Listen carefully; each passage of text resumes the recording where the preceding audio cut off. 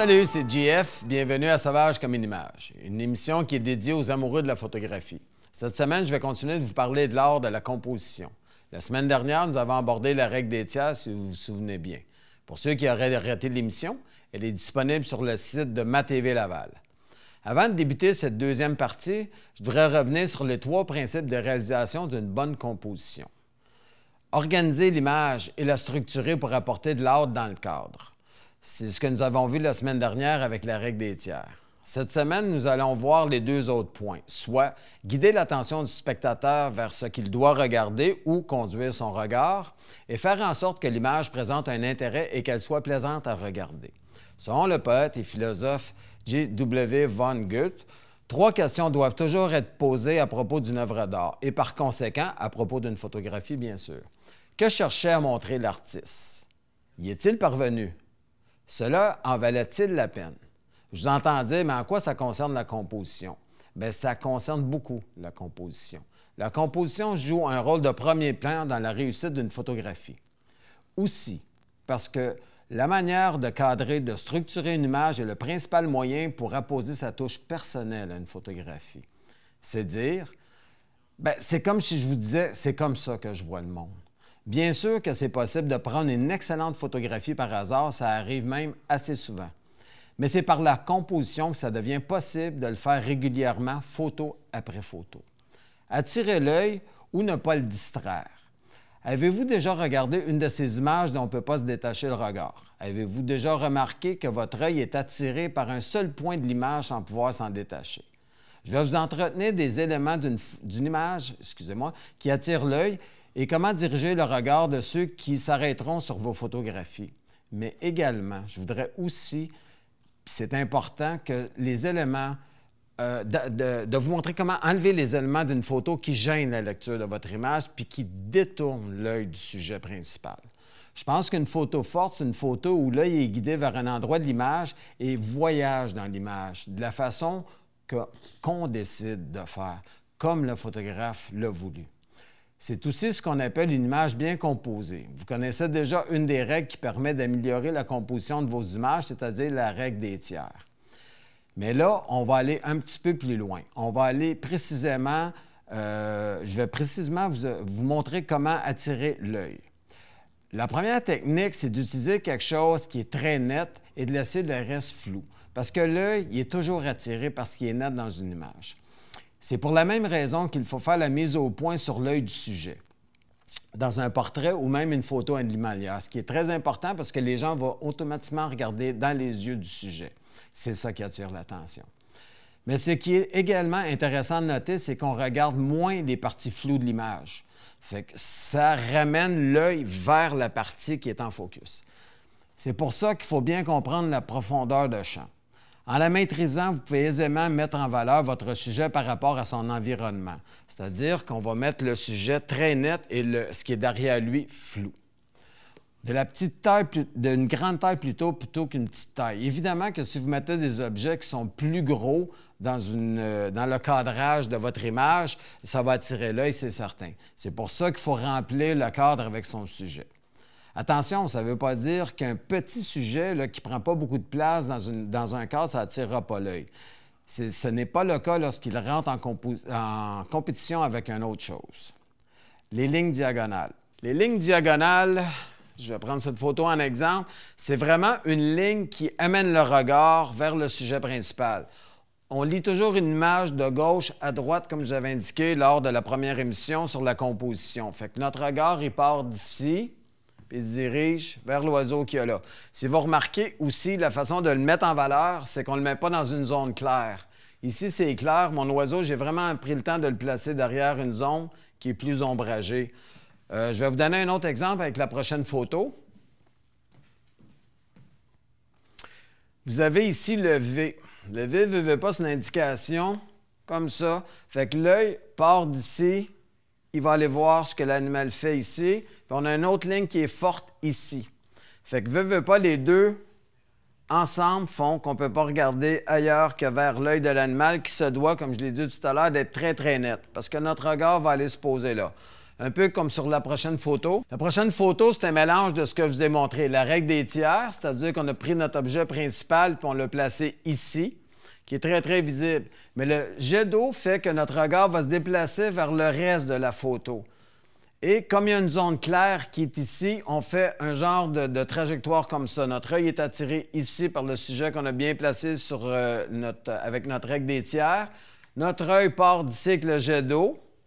Une fois qu'on est rendu ici, on a une belle zone claire ici avec le coucher de soleil. Fait qu'on part vraiment d'un côté de l'image, on scanne l'image, puis on finit l'image ici. Fait que c'est vraiment une lecture complète qu'on fait de cette image-là. Je vais vous donner un autre exemple avec une autre photo. C'est un classique, mais veut pas, le fait qu'on ait des diagonales comme ça qui aillent vers l'infini, si je place mon sujet ici, c'est sûr que dans cette photo-ci, c'est vraiment juste pour vous montrer l'effet des lignes diagonales. On en a d'autres ici qui rajoutent en plus.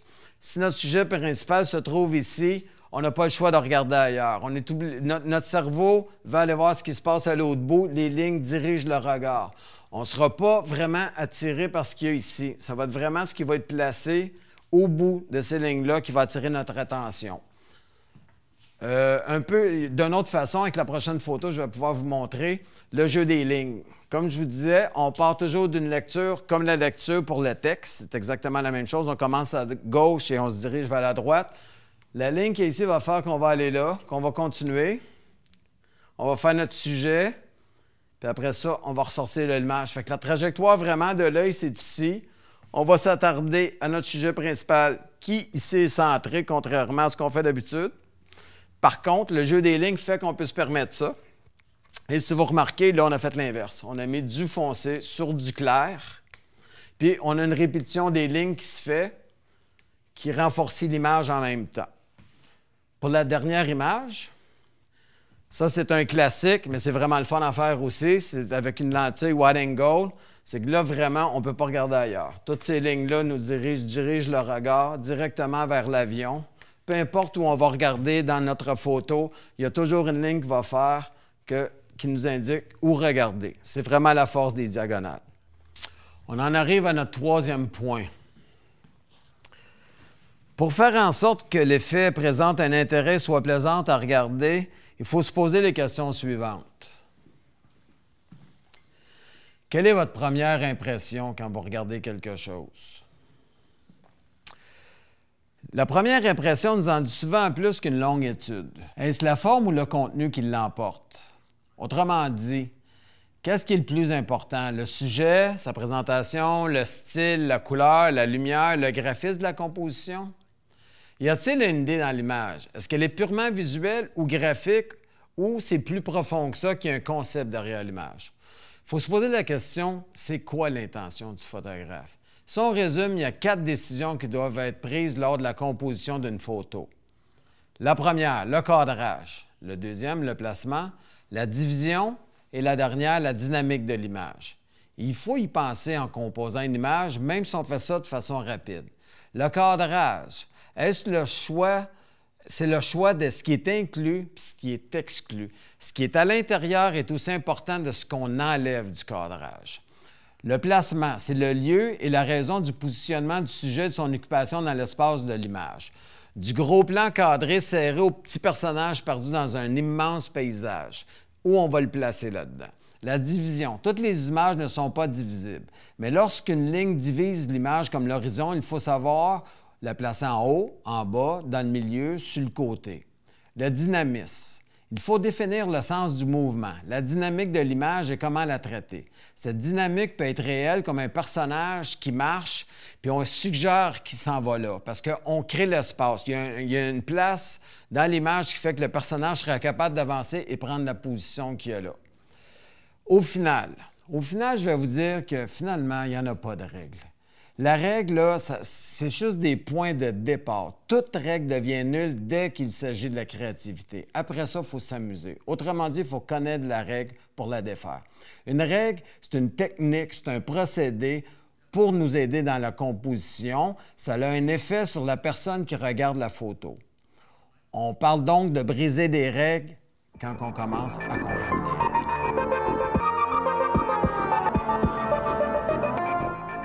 Bonjour Sylvie. Bonjour Jean-François. Bienvenue à Sauvage comme une image. Bien, merci beaucoup. Pour le bénéfice de nos spectateurs, est-ce que tu pourrais nous faire une petite présentation ou autrement dit, nous faire un peu ton parcours?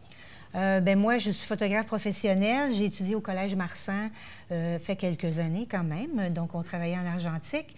J'ai commencé, je dirais, la photo dans 11-12 ans, première caméra que mes parents m'ont donnée, petit pocket, là, Instamatic. Ouais, un petit 110. Oui, exact. J'ai commencé avec ça.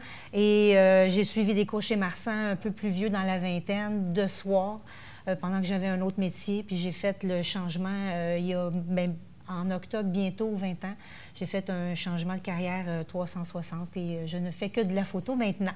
Oh, ça, c'est le fun. Ouais. Est-ce que tu pourrais nous décrire ta façon de photographier d'un point de vue artistique? J'ai regardé tes photos, puis c'est pas les photos des autres.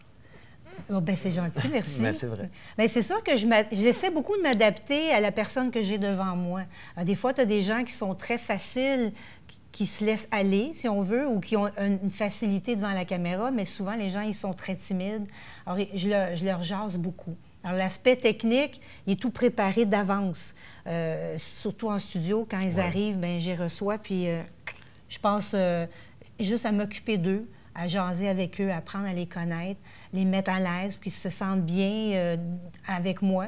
Alors, fait que j'ai beaucoup ce côté-là, puis ça va changer, je dirais, d'une personne à l'autre, tout dépendant comment je me ressens avec la personne. Fait qu'il y a des gens que je suis capable de... je me dis, OK, on va rester un peu plus standard parce qu'elle est trop timide, ou il y en a d'autres qui font, OK, là, on peut aller un petit peu plus loin. Parce que je sais que je le sens qu'ils sont capables de s'exprimer plus. Puis là, bien, artistiquement, dans ce temps-là, c'est beaucoup plus facile, là. D'accord. Puis, qu'est-ce que tu essaies de partager à travers l'expression de tes photos? Parce que j'ai regardé tes photos, on sent toujours un petit quelque chose. Ouais. On sent qu'on n'a pas juste photographié des choses. Tu avais une idée, puis tu vas au bout de ton idée. Exact. Bien oui, il y a beaucoup de... Des fois, j'ai des projets en tête et tout dépendant si la personne m'arrive avec un projet déjà eux ou moi, des fois, j'ai un projet en tête. Fait que là, je jase avec les gens. Et puis là, bien, je me prépare dans le sens que si on pense peut-être juste aux photos que je t'ai montrées avec la famille, la petite famille, dans un genre de débris avec plein de palettes puis tout ça, bien, on est allé dans Griffintown. J'avais en tête d'aller shooter dans ce coin-là avec les graffitis. Et avec eux, bien, à un moment donné, j'ai vu ça, puis on a dit « Hey, gars, moi, j'avais un peu peur qu'ils grimpent là-dessus, pas qu'ils se blessent. » Mais non, on est allé, puis on s'est éclaté, puis fait que c'est...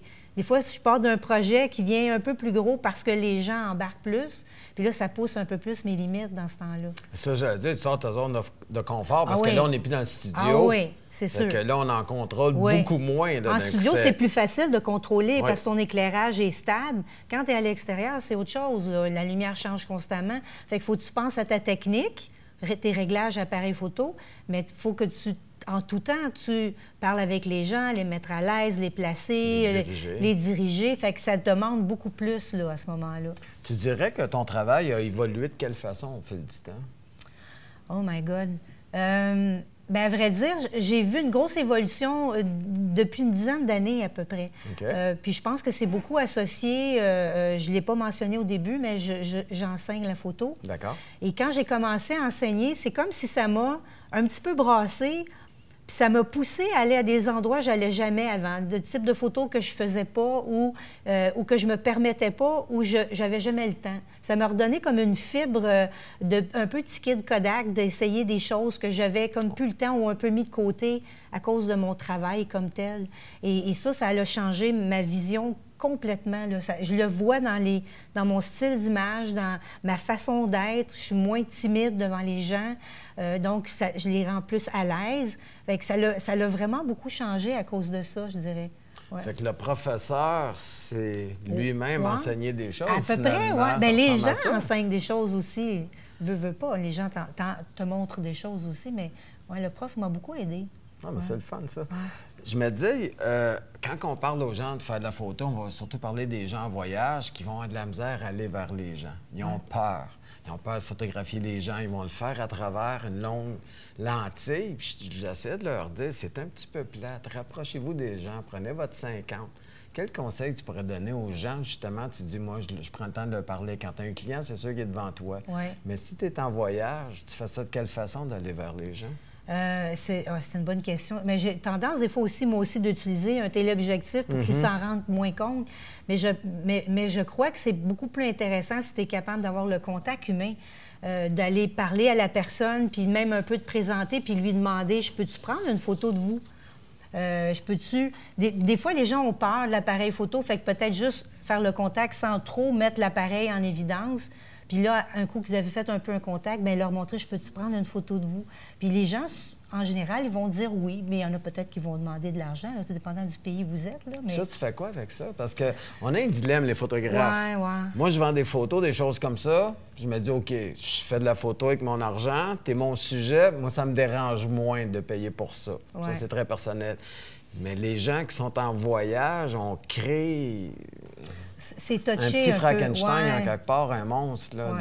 C'est une éthique qui est un peu... il y a comme une ligne très mince entre ça, puis c'est difficile de... Je lui donne-tu de l'argent ou je lui en donne pas? J'avais déjà vu quelqu'un qui amenait, dans des pays comme la Tunisie ou des pays comme ça, amenait beaucoup des crayons, toutes sortes de choses que les enfants aimeraient. Fait qu'en prenant une photo ou deux, il leur remettait des choses comme ça. Fait que ça faisait... quelque chose de moins froid, tu te sens moins mal, tu lui as donné quelque chose en échange. Il y aurait peut-être une façon comme ça de faire. J'aime ça, cette idée-là. Parce que donner de l'argent, j'ai de la misère avec ça. Bien, ça fait un petit peu je t'achète le temps d'une série de photos. Est-ce que tu aurais des trucs pour ces gens-là, justement, pour qu'ils osent? Qu'est-ce qu'ils peuvent faire qu'à un moment donné? Parce que moi, je leur dis toujours, travaillez avec votre 50. Dans l'image, on le voit tout de suite qu'il y a une proximité. Ouais. Mais qu'est-ce qui fait... Comment je pourrais m'expliquer? Tu sais, pour qu'ils osent le faire, qui causent ce moule-là, justement, de pas oser. Parce que moi, je leur dis, les gens sont super contents quand on les prend en photo. Généralement, ils sont même flattés que vous leur posez cette question-là. Parce que, tu sais, question de langage, parce que tu me parles de la Tunisie, puis ça, puis c'est pas pire parce que là, on parle français. Mais si on va dans des endroits, là, où, tu sais, on y va avec des gestes, il va où c'est-tu le vieux signe, la caméra, c'est-tu correct avec vous? Ouais. Parce que, tu sais, veux pas, faut toujours comme faire 2-3 shots, si on veut. Oui, pour bien réussir. Pour bien être sûr d'avoir exactement ce que tu veux. Puis là, c'est pas un modèle, c'est pas quelqu'un qui vient dans ton studio. Fait que tu dirais quoi à ces gens-là? Bien, tu vois, l'effet que tu me dis, ça m'est déjà arrivé qu'il y avait un enfant comme dans une fenêtre, puis j'ai vu sa mère derrière. Fait que mes yeux ont regardé les yeux de sa mère, puis j'ai fait signe, tu sais, en voulant dire, est-ce que je peux? Puis la madame, elle me fait signe que oui. Fait, si elle m'aurait fait signe que non, je l'aurais descendu. Je pense aussi qu'il faut avoir un grand respect de l'environnement où tu es, dans le sens que des endroits qui te disent, en Tunisie, c'est un autre, encore, je sais que c'est encore en Tunisie, mais c'est un exemple où on nous avait dit, là, on vous fait visiter une école, on vous demanderait de prendre aucune photo des enfants. Alors, je ne l'ai pas pris. J'ai respecté ce qu'on m'a donné comme consigne. Moi, je ne suis pas une personne qui va piler sur les consignes. On m'a dit faire ça, bien, j'irai pas plus loin. Mais il y a des gens autour de moi qui le faisaient. Mais à quelque part, on te dit de ne pas le faire. Fait qu'il faut respecter ça.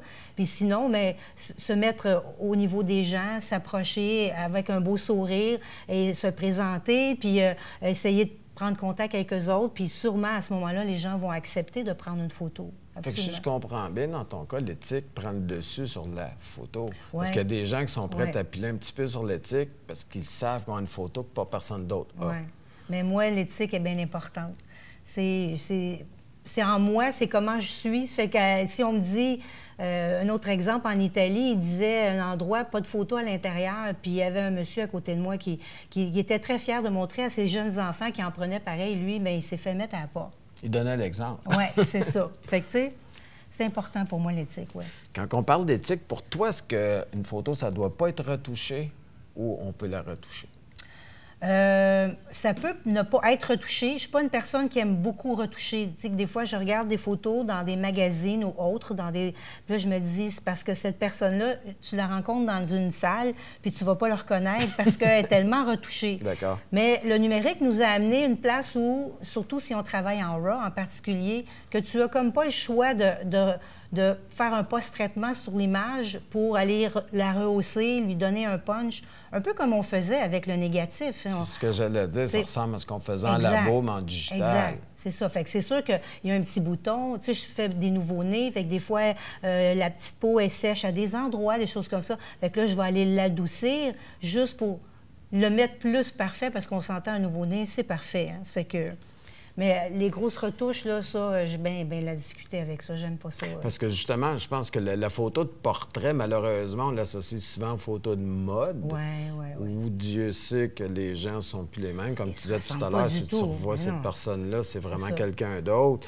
Puis les modifications les plus fréquentes dans les photos, tu dirais que c'est quoi, justement, pour les photos de ce genre-là? Bien, de portrait, c'est généralement, je vais un petit peu aller donner un peu de punch dans les yeux, surtout quand les gens portent des lunettes, parce qu'on dirait à cause du verre, les yeux ressortent un peu moins. Des fois, je vais adoucir un petit peu les traits du visage, légèrement. Et puis, s'il y a des petits boutons, là, je vais aller enlever des petits boutons juste pour que... On va faire un petit job d'esthéticien. Oui, juste pour que le client soit content, là. Mais c'est pas mal ça, là, au niveau du portrait. Pour terminer, est-ce que tu aurais quelques trucs ou conseils que tu pourrais donner à des photographes qui débutent? D'être patient. De faire beaucoup d'essais. La photo, il n'y a aucune façon autre que d'apprendre puis devenir bon que d'en faire. Plus on va en faire, meilleur on va être. Fait que si parce que des fois, les gens suivent des cours puis ils pensent que la semaine après, ils vont être capables de tout faire tout de suite. C'est pas vite comme ça, mais ça vient. Alors, il faut se pratiquer, prendre le temps et juste se laisser inspirer par le moment. Essayer d'arrêter de vouloir prendre la grosse shot. Des fois, c'est des petites choses simples qui font une image qui est extraordinaire, qui est à vous, personnelle, qui touche à personne d'autre. C'est vraiment votre touche personnelle. C'est vraiment se laisser inspirer par le moment, puis la lumière où elle est, puis juste être capable d'aller chercher ce côté-là. C'est sûr que les gens, ils vont aimer beaucoup plus faire de la photo.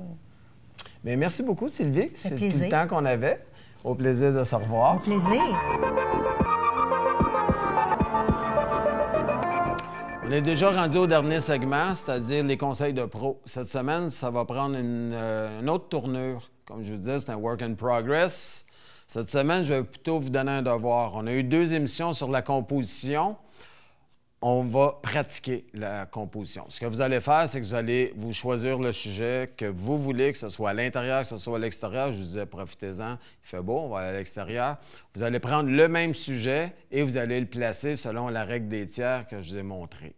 Vous allez placer votre sujet d'un côté, de l'autre, en bas, en haut. Vous allez faire ça avec plusieurs sujets différents. Et ce que vous allez faire aussi, c'est que vous allez jouer avec la hauteur de votre appareil photo. Donc, je vais commencer par placer mon sujet en haut. Je vais faire 1 photo, 2 photos, 3 photos, 4 photos. Après ça, je vais me pencher. Je vais refaire exactement la même chose. Ça va vous montrer comment jouer avec les compositions. Vous allez pouvoir placer votre objet de façon différente et vous allez voir l'impact que ça a sur votre photo parce que différents sujets ont évidemment différents impacts.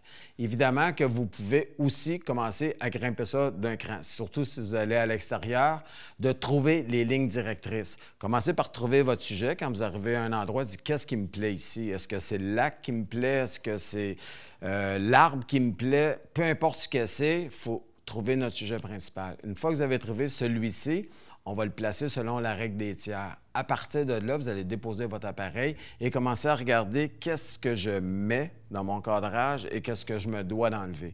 Ce que vous allez enlever, c'est tout ce qui va attirer l'œil pour rien.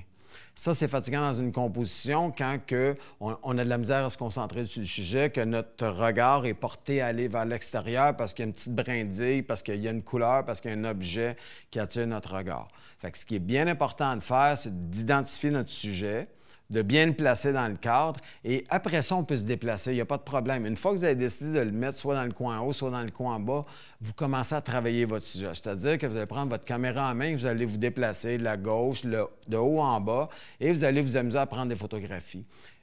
Regardez les photos que vous avez derrière votre écran. Tout de suite, ça va vous donner une idée approximative de ce que ça va avoir de l'air. Mais là, c'est le temps d'explorer. C'est le temps d'essayer des nouvelles choses. Vous pouvez prendre les photos, coucher sur le dos, amusez-vous. Le but de la composition, c'est juste de vous donner des idées de départ.